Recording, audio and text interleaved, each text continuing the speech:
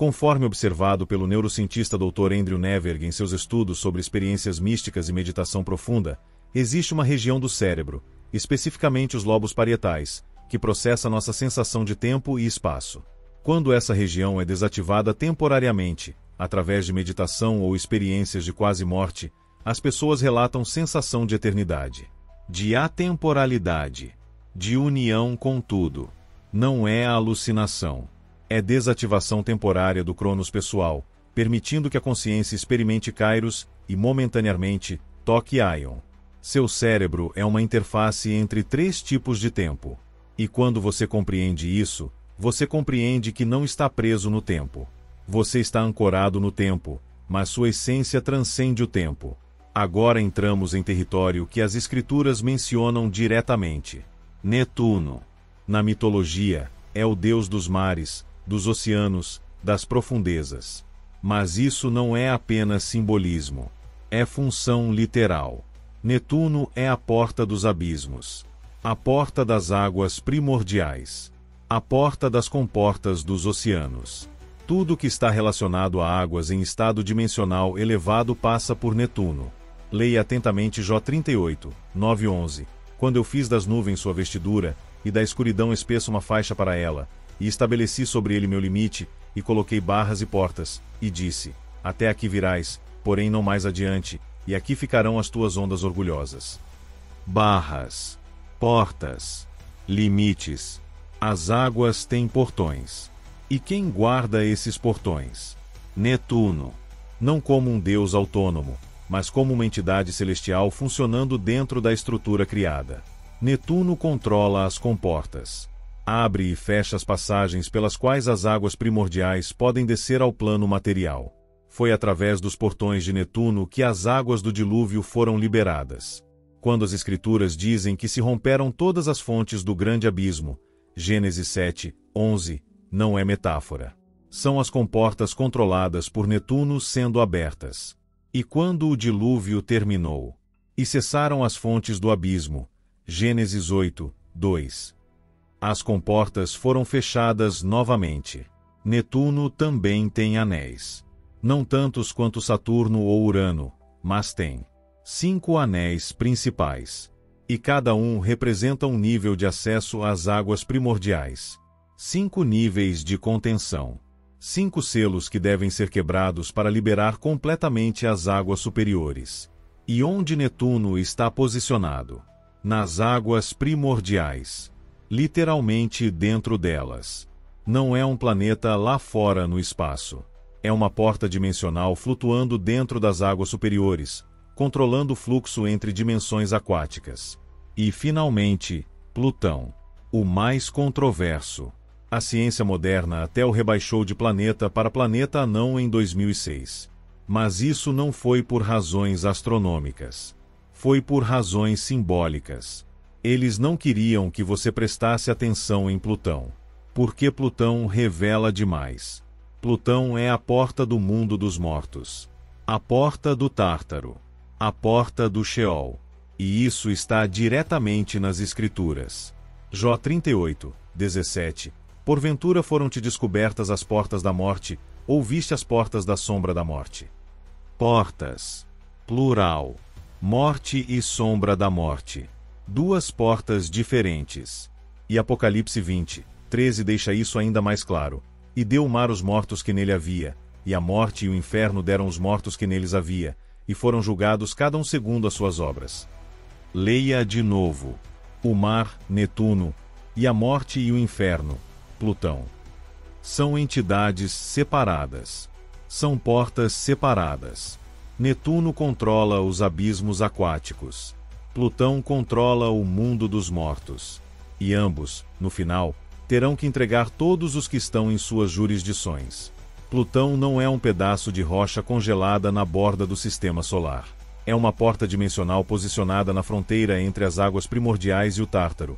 A prisão dimensional onde estão contidos os anjos caídos que não têm permissão de interagir com o plano material. E quando o Messias desceu ao Sheol após sua morte física, ele não foi a um lugar físico embaixo da terra. Ele atravessou a porta de Plutão. Ele pegou as chaves. Eu sou o que vivo e fui morto, mas eis aqui estou vivo para todo sempre. Amém. E tenho as chaves da morte e do inferno. Apocalipse 1, 18. As chaves da morte. As chaves do inferno. As chaves de Plutão. Ele não destruiu a porta. Ele tomou o controle dela. E agora, ninguém entra ou sai do mundo dos mortos sem sua permissão. Plutão também tem anéis. Mas aqui está o detalhe perturbador. Os anéis de Plutão são os menos conhecidos, os menos estudados, os menos fotografados. Por quê? Porque nenhuma sonda terrestre conseguiu chegar lá realmente. A New Horizons sobrevoou Plutão em 2015, mas as imagens são estranhamente limitadas. Borradas em pontos específicos. Censuradas. E quando você olha atentamente para as imagens disponíveis de Plutão, você vê algo inquietante. Uma formação na superfície que parece, e isso não é exagero, um rosto canino. Uma cabeça de cão. E qual é o guardião mítico do submundo em quase todas as culturas? Cérbero. O cão de 3 cabeças que guarda as portas do Hades. Coincidência? Talvez. Ou talvez a superfície de Plutão seja um reflexo de sua função. Uma advertência codificada em geologia dimensional. Este é o portão dos mortos. Aqui começa o domínio das sombras. Voltemos a Apocalipse 20, 13 com novo entendimento. E deu o mar os mortos que nele havia, e a morte e o inferno deram os mortos que neles havia. 3 entidades distintas. O mar igual Netuno igual águas primordiais igual abismos a morte igual Plutão igual porta do Sheol igual mundo dos mortos temporários ó inferno igual Tártaro igual prisão dimensional permanente.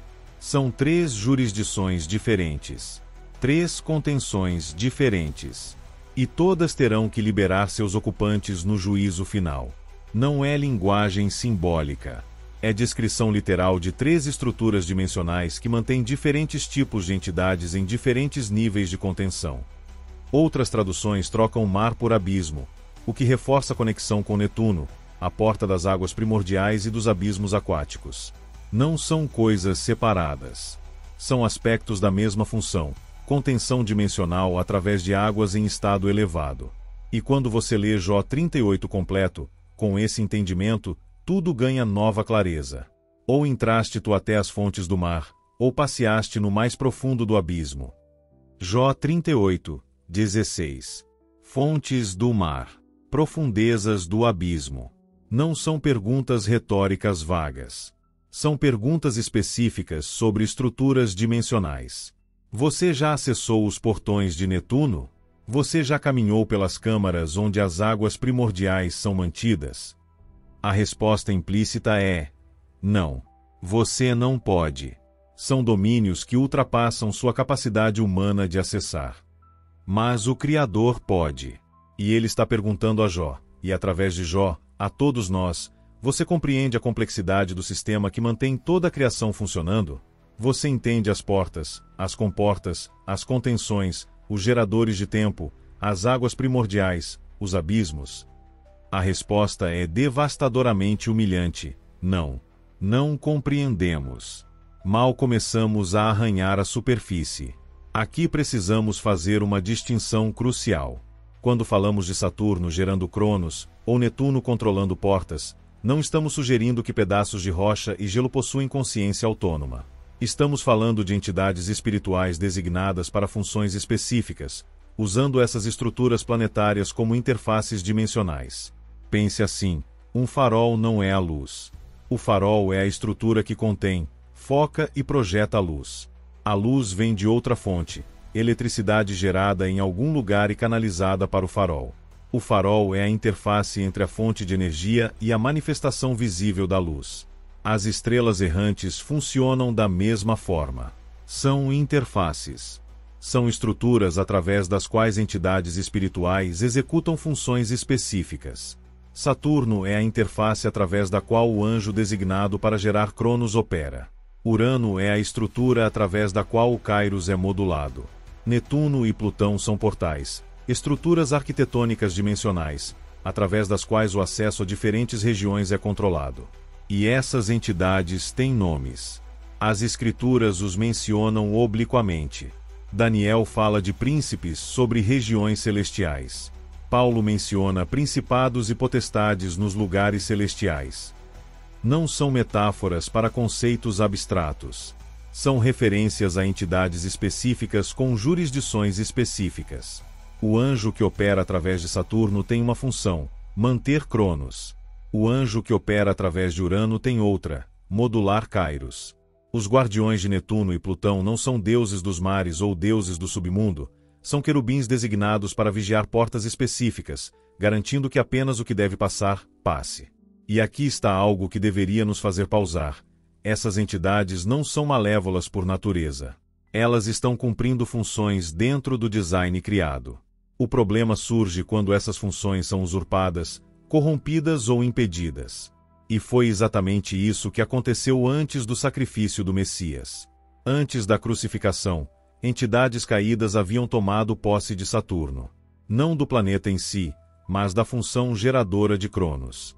Eles queriam controlar o tempo.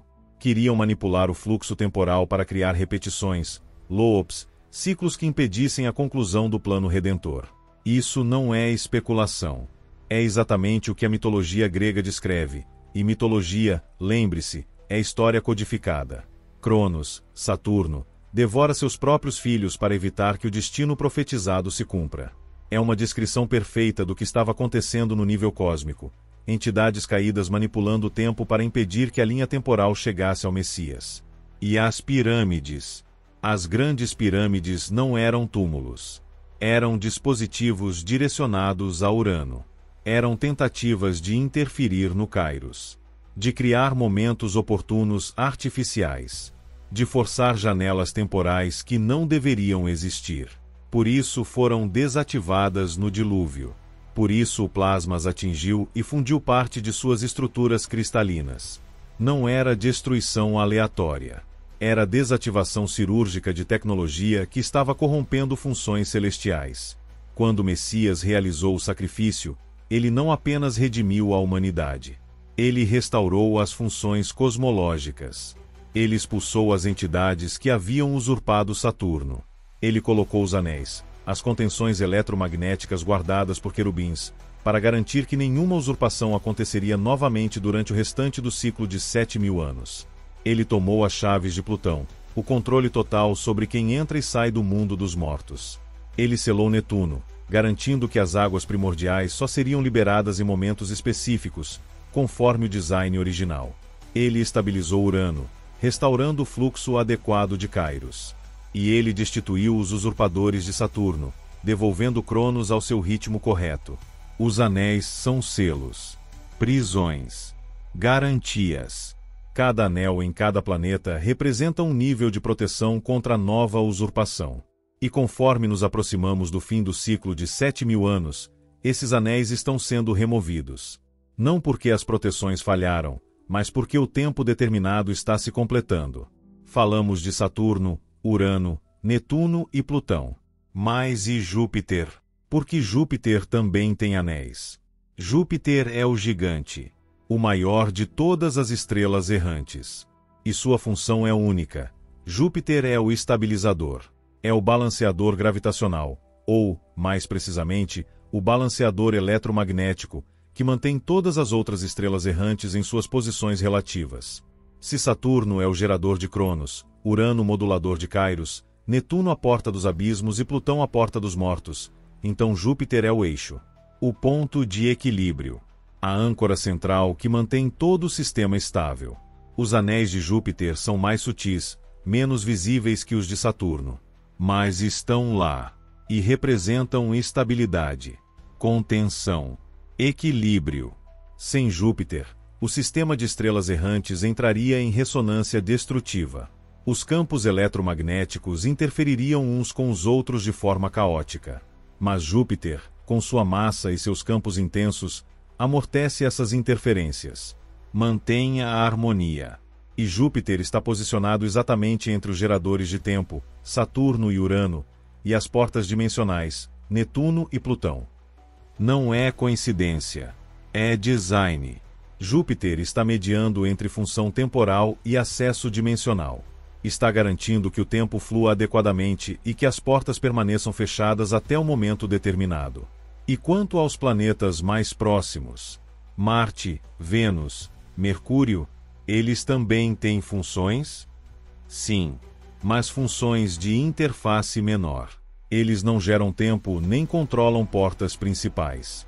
Eles modulam frequências, ajustam ressonâncias, afetam o plano material de maneiras mais sutis. Vênus, como já vimos, está dentro do domo elétrico, a única estrela errante nessa posição. Sua função é única. Ela regula o equilíbrio entre dia e noite, entre luz e escuridão. Sua órbita retrógrada cria um campo eletromagnético contrário que estabiliza as transições entre períodos luminosos e escuros. Por isso, ela é visível tanto ao amanhecer quanto ao anoitecer. Ela está marcando as transições, as fronteiras entre estados. Mercúrio é o mais próximo do Sol central, da Polaris projetada no plano material. Sua função é comunicação, transmissão de frequências. Mercúrio é o mensageiro não apenas na mitologia, mas na função real. Ele carrega sinais eletromagnéticos do centro para a periferia, garantindo que todas as partes do sistema recebam as frequências necessárias para a sincronização. Marte, o planeta vermelho, está associado a conflito e guerra na mitologia. Mas sua função real é proteção. Marte gera um campo eletromagnético específico que funciona como barreira entre o plano material habitado, Terra, e as regiões onde as estrelas errantes maiores operam. É como um escudo, um filtro, impedindo que as frequências intensas de Júpiter, Saturno e além cheguem diretamente à Terra sem modulação. Cada um tem sua função. Cada um ocupa uma posição específica. Cada um contribui para a estabilidade e operação do sistema completo. E aqui está a prova final de que tudo isso não é especulação. A Lua. A Lua é chamada de fiel testemunha nas Escrituras. Será confirmado para sempre como a Lua, e como a testemunha fiel no céu. Salmos 89, 37. Por quê? Porque a Lua é um registro inalterável. Quando você mapeia a superfície lunar, você encontra todas as estrelas errantes marcadas. Não vagamente, especificamente. As crateras, as formações, os mares lunares, todos correspondem a posições e funções planetárias. Saturno está lá. Urano está lá. Netuno está lá. Júpiter, Marte, Vênus, Mercúrio, todos estão lá.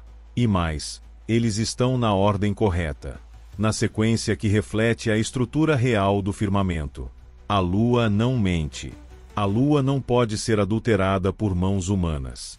A Lua é o mapa deixado pelo Criador para que, quando estivéssemos prontos, pudéssemos verificar tudo.